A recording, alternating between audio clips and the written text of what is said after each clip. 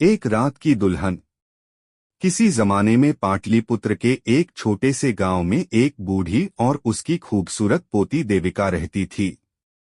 दूर दूर तक देविका के रूप के चर्चे थे और गांव का हर दूसरा आदमी उसे पाना चाहता था।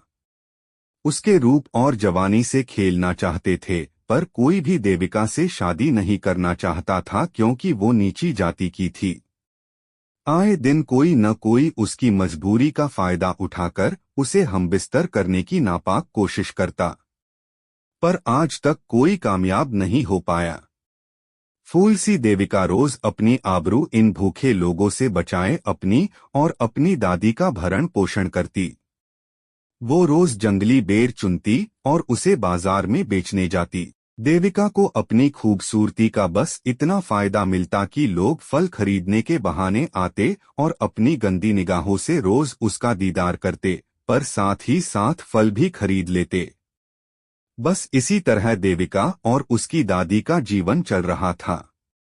दादी अपनी झोपड़ी में बैठी हमेशा की तरह देविका की राह बांट रही थी।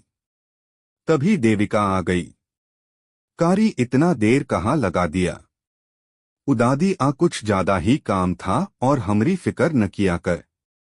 काहे न करूँ, दिन रात सोचत रहती हूँ कि तेरी शादी कब करूँगी।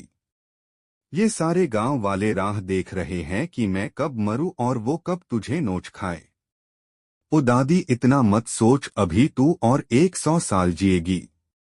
चल अब की बता कि कमली अपने ससुराल से आई या नहीं। हाँ हाँ आ गई, जा मिलने पर घर जल्दी आ जाइयो। ठीक है दादी, हम आ जाई।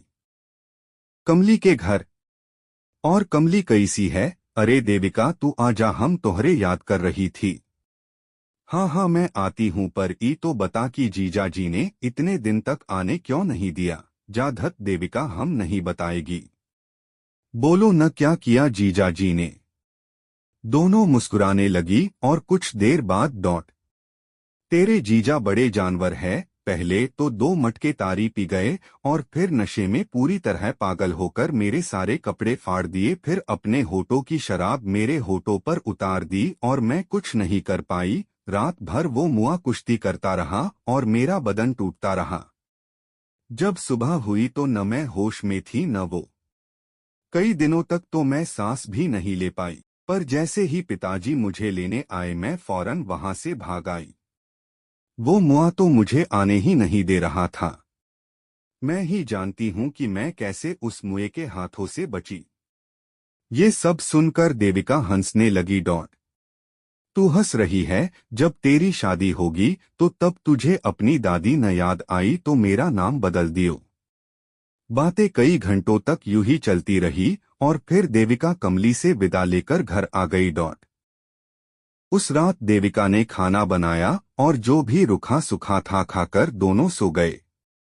अभी रात के आधी भी नहीं हुई थी कि अचानक कुछ आवाज आई, जिससे दादी की आंख खुल गई, पर देविका अभी भी सो रही थी। दिन भर कड़ी मेहनत करने के कारण वो काफी गहरे नींद में थी।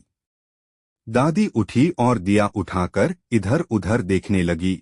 तभी उसे अंधेरे में कुछ नजर आया। वो कोई आदमी की आकृति थी जिसे देख बुढ़िया डर गई। तभी उस आदमी ने तेजी से बुढ़िया का मुंह दबाकर बोला, सुन, मैं एक डाकू हूँ और अगर तूने शोर मचाया तो तुझे मार डालूंगा। राजा के सिपाही मुझे ढूंढ रहे हैं और अगर उन्होंने मुझे पकड़ लिया तो फांसी पर चढ़ा देंगे। ये सब सुनकर बुढ़िया शांत हो गई। ये देख डाकू ने भी अपना हाथ उसके मुंह से हटा लिया और कोने में जाकर बैठ गया। बुढ़िया बोली, बेटा मेरे जैसी बूढ़ी के पास क्या है जो तू मुझे लूटने आया है? ये सुन डाकू बोला कि राजा के हाथ लगा तो वो मुझे मार देगा, इसलिए मैं भागा भागा फिर रहा हूँ, पर अब मैं थक चुका हूँ भागते भागते। न जाने कब मारा जाऊं। तभी डाकू की नजर दूसरी तरफ गई जहां देविका सो रही थी। उसका रूप देखकर डाकू का मन और दिल दोनों मचल उठा। उसे सुनहरे सपने नजर आने लगे। उसके मन से मौत का डर निकल गया। उसने देविका की ओर इशारा करके बुढ़िया से पूछा, वो कौन है? बुढ़िया कुछ सोचकर बोली, वो मेरी पोती देविका है। डाकू कुछ देर सोचकर बोला, मुझे तुम्हारी पोती से शादी करनी है। ये सुनकर बुढ़िया के होश उड़ गए और वो रोने लगी कि हमें छोड़ दो, हमने तुम्हारा क्या बिगाड़ा है, मेरी पोती को छोड़ दो। तुम कब मर जाओ कौन जाने, क्यों मेरी पोती की जिंदगी खराब करना चाहते हो। कुछ देर तक एक शांति सी छा गई। डाकू बोला, मैं जानता हूं कि मैं मरने वाला हूं, पर मरने से पहले मैं अपनी दिल की सभी इच्छाएं पूरी करना चाहता हूं। यही कारण है कि मैं तेरी पोती से शादी करना चाहता हूं। तभी बुढ़िया रोते रोते बोली कि अगर मैंने अपनी पोती की शादी तुझसे कर दी तो लोग तेरे मरने के बाद मेरी पोती की जिंदगी नर्क बना देंगे, तो फिर उसका क्या होगा। और ये बोलते बोलते वो रोने लगी। डाकू कुछ देर सोचकर बोला, अगर किसी को मालूम होगा तब न। हम आज ही रात को शादी कर लेंगे और मैंने आज तक जितनी भी दौलत लूटी है वो सब तुम दोनों को दे दूंगा। न किसी को पता चलेगा और तुम उस दौलत से अपनी सारी जिंदगी मजे में गुजार सकती हो। सोच लो, एक रात में इतनी दौलत तुम्हें कभी भी नहीं मिलेगी और कल होते ही मैं मारा जाऊंगा। किसी को भी पता नहीं चलेगा कि हमारे बीच क्या हुआ। बुढ़िया सोच में पड़ गई कि एक ही रात में पोती दुल्हन भी बनेगी और विधवा भी, और ऊपर से इतनी सारी दौलत, और किसी को कानों कान खबर भी नहीं होगी। फिर किसी दूसरे गांव में जाकर फिर से अपनी पोती की शादी कर दूंगी। एक लंबी सांस के बाद बुढ़िया बोली, मुझे मंजूर है, पर मुझे पहले दौलत चाहिए, फिर होगी शादी। डाकू मान गया और 2 घंटे बाद काली मंदिर में आने को बोल वहां से भाग गया। देविका मान गई। देविका अभी भी नींद में थी। दादी उसके पास गई और उसे जगाने लगी। जब देविका जाग गई तो दादी ने सारी आप बीती उसे सुना दी, जिसे सुनकर देविका रोने लगी, पर दादी ने उसे अपनी कसम देकर कहा कि अगर वो ये शादी नहीं करेगी तो वो अपनी जान ले लेगी। ये सुनकर देविका डर गई और शादी के लिए मान गई। उसी वक्त दादी और देविका अंधेरी रात में काली मंदिर की ओर चल दिए। डाकू पहले से ही सारा इंतजाम करके बैठा था। जल्द ही शादी शुरू हो गई। डाकू ने सोने से भरी गठरी बुढ़िया को दे दी और बुढ़िया ने देविका का हाथ डाकू को सौंप दिया। जब शादी की सभी रस्में खत्म हो गई तो डाकू देविका को अपने साथ ले जाने लगा और कहा कि सुबह होने से पहले इसे काली मंदिर ले आओगा। बुढ़िया ने दोनों को जाने दिया और सोने से भरी गठरी लेकर मंदिर में बैठ गई। आखिरी सुहाग रात। देविका काफी डरी हुई थी कि न जाने अब क्या होगा, ये डाकू न जाने उसके साथ क्या क्या करेगा।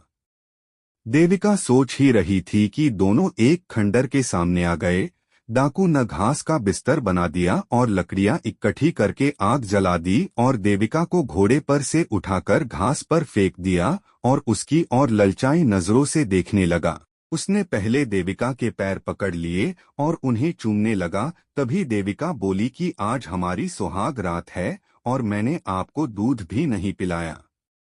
ये सुनकर डाकू हंसने लगा और बोला, बस इतनी सी बात, मेरे पास दूध तो नहीं पर शराब बहुत है, अभी लाता हूँ। और डाकू अपने घोड़े से बंधी एक सुराही ले आया जिसमें शराब थी और उसने उसे देविका के पास रख दी और बोला, निकालो और पिला दो मुझे, पर जल्दी करो, आज मैं तुम्हारी जवानी की किताब थोड़ा करीब से पढ़ना चाहता हूँ।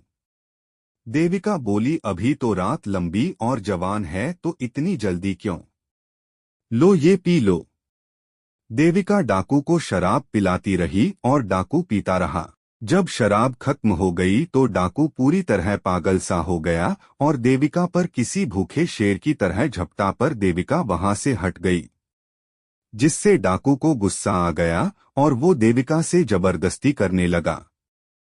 तभी अचानक डाकू के आंखों के आगे अंधेरा छाने लगा और वो जमीन पर गिर गया और उसके मुंह से झाग आने लगी और वो मर गया।